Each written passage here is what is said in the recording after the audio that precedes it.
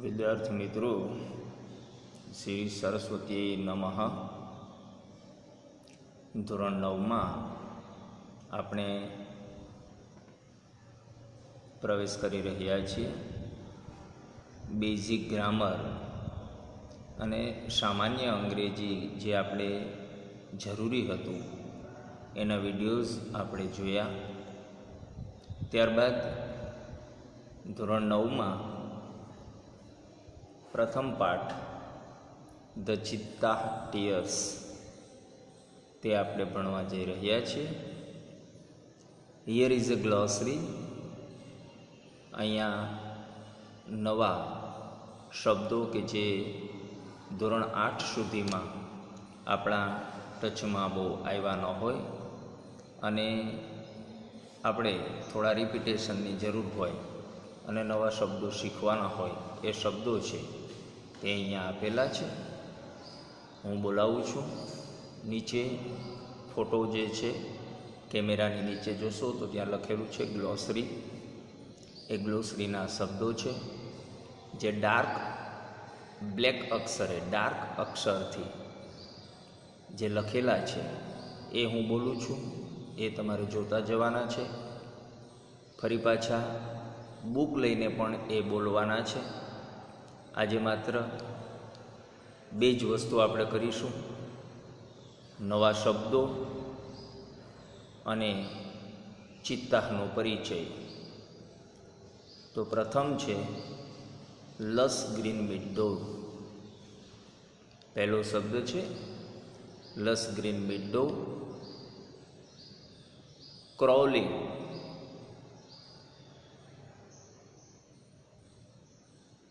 Lift, sparkled, envy, envied, still, stream, drag, ભૂતકાળ છે dragged, stains, club, tribe, wicked, dishonor, isolated,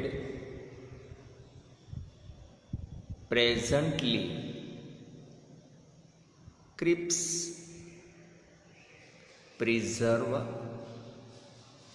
separates। આ નવા શબ્દો છે। લસ ગ્રીન મિડોઝ એટલે કે ઘાસનું મેદાન। A field full of green grass। Crawling એટલે કે હાથ અને પગ વડે જમીનથી નજીક બોડી હોય એ રીતે ચાલવું। જે રીતે બાળક 4 પગે ચાલે છે એને કહેવાય crawling. Moving forwards on leg with body close to the ground। lift, jump, jumped, કૂદકો મારવો। sparkled, brightened, ચળકવું। stains, શરીર ઉપર કે એવા કોઈ ચિહ્ન રહી જવા કે જે દૂર ન કરી શકાય, ડાઘ જેને કહીએ stains. Marks that are difficult to remove from the body or anywhere. Club એટલે કે લાકડી અથવા પરાણો। A heavy strong stick that is called club। Tribe યાને કે આદિજાતિ, એવા લોકોનો સમૂહ કે જે જીવનની શરૂઆતથી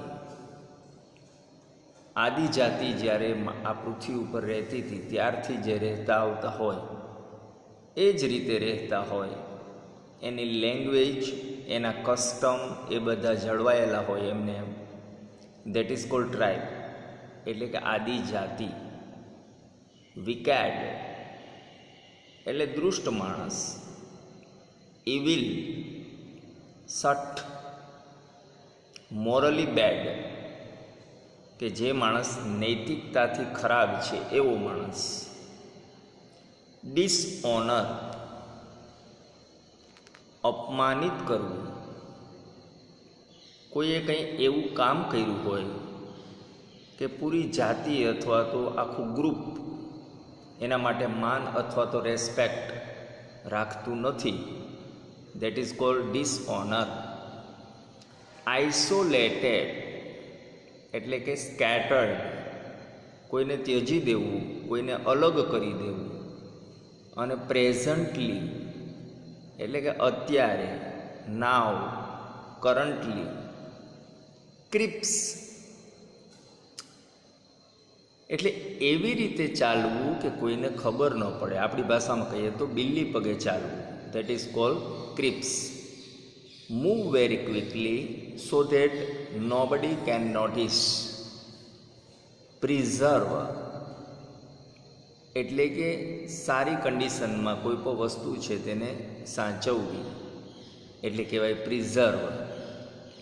કોઈ પણ વસ્તુ છે એને જે તે સારી કન્ડિશન હોય, આપણે ફ્રીજની અંદર કોઈ વસ્તુ રાખીએ તો એને પ્રિઝર્વ કરી કહેવાય, કારણ કે એની અંદર આપણે દૂધ, શાકભાજી જે રાખીએ છીએ તે પ્રિઝર્વ થાય છે, તે બગડતું નથી. સેપરેટ્સ એટલે કે કોઈને અલગ કરી દેવું, કોઈને જુદું પાડી દેવું, એને કહેવાય સેપરેટ્સ. તો આ અઘરા શબ્દો છે જે ગ્લોસરીમાં નીચે આપેલા છે. ફરી પાછા આગળ ઉપર જઈએ અને જોઈએ કે શું કહેવા માગે છે. તો અહીંયા ચિત્તાહ છે એની કેટલીક વિગત છે તે આપેલી છે. ચિત્તાહ વિશેની કેટલીક બાબતો. ચિત્તાહનું વજન છે તે કેટલો હોય, તો કે તેનું વજન છે તે 65 કિલો હોય. એની ઊંચાઈ કેટલી હોય, હાઈટ, તો કે 100 સેન્ટીમીટર. વેઇટ કેટલો હોય જ્યારે જન્મ થાય છે ત્યારે, તો 300 ગ્રામ. તે યુવાન ક્યારે થાય છે, મેચ્યોર ક્યારે બને છે, તો કે 2 વર્ષમાં. એને ઓળખવો હોય તો કઈ રીતે ઓળખી શકાય, તો અહીંયા નીચે આપેલું છે identification. The cheetah has a lighter body. ચિત્તાનું શરીર છે તે હળવું હોય છે. And its legs are longer. તેના પગ છે તે લાંબા હોય છે. Then the leopards. દીપડા કરતાં.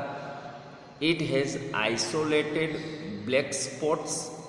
તેનું શરીર છે તેના ઉપર છૂટા છવાયા કાળા ચાઠા આપેલા હોય છે. Whereas the leopard has clusters of spots. જ્યારે દીપડો છે તેના શરીર ઉપર આ જે કાળા ચાઠા છે એના ઝુંડ હોય છે, 3-3 એવી રીતે એના ઝુંડ હોય છે. જ્યારે ચિત્તા છે એના શરીર ઉપર તે સેપરેટ્સ હોય છે, જુદા છૂટા છવાયા હોય છે. ક્યાં રહે છે, એનું હેબિટન્ટ કેવું છે, તો cheetah usually live in open forest. મોટે ભાગે ખુલ્લા મેદાન હોય, ખુલ્લું જે જંગલ છે એમાં એ રહે છે. Presently they are found mainly in Africa. આ જે ચિત્તા છે તે માત્ર આફ્રિકા છે તેમાં જ જોવા મળે છે. We head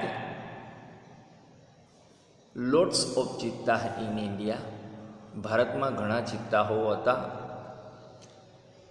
but the last one was sold by hunters around 1950. પરંતુ 1950ની આસપાસ આપણે ચિત્તા છે તેને મારી નાખ્યા છે. છેલ્લો ચિત્તા હતો તે 1950માં એને જે શિકારીઓ હતા એણે શૂટ કરી દીધું અને આ રીતે ચિત્તા છે તે ભારતની અંદર સંપૂર્ણ નાશ પામ્યા. એની હેબિટ કેવી છે? It is the fastest animal on the earth. આ પૃથ્વી ઉપરનું સૌથી ઝડપી પ્રાણી હોય તો તે ચિત્તા છે.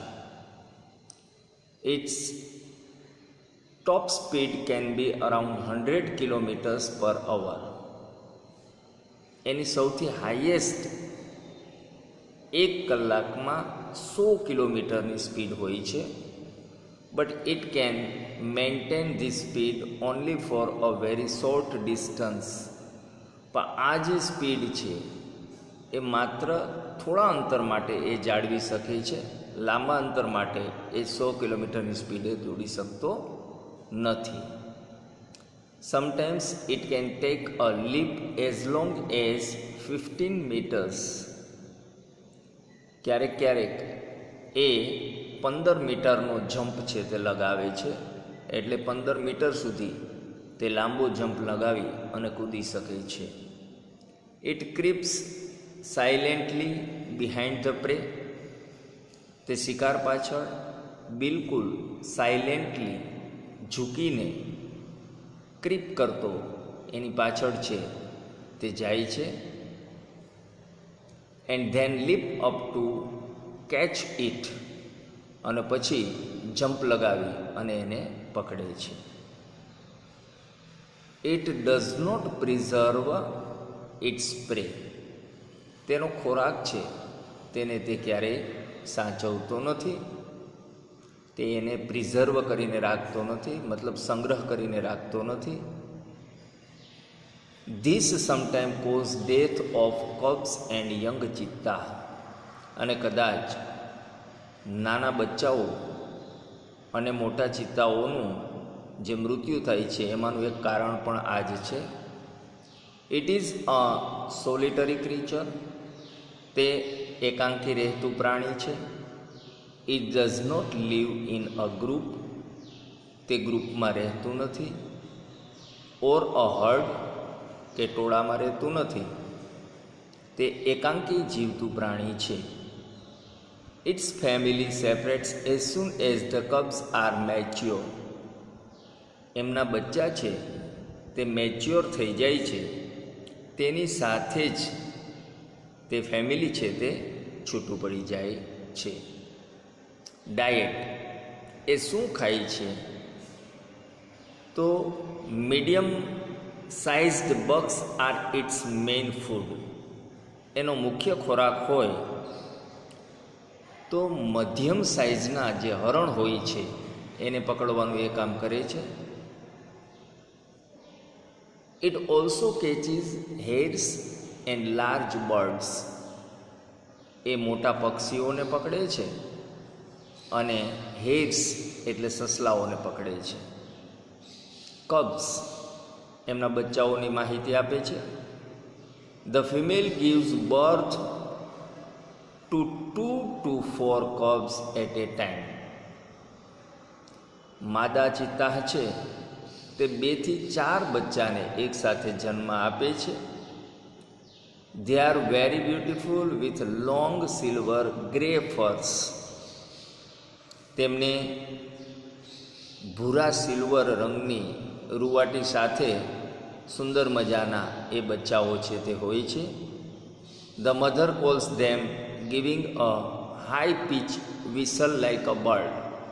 અને માતા જ્યારે પોતાના બચ્ચાને બોલાવે છે ત્યારે એ હાઈ સ્પીડ વિસલ છે તે વગાડી અને પક્ષીની જેમ એ બોલે છે, વિસલ વગાડે છે લાઈક અ બર્ડ, અને બચ્ચાઓ છે તેને બોલાવે છે. તો આ છે એમના શબ્દો અને ચિત્તા વિશેની ટોટલ માહિતી. અઘરા શબ્દો પણ આપણે જોયા.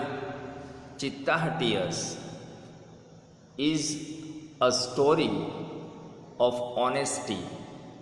પ્રામાણિકતા એ માણસમાં હોવી જોઈએ. કોઈમાં ન હોય તો એને આપણે માણસ નથી કહેતા.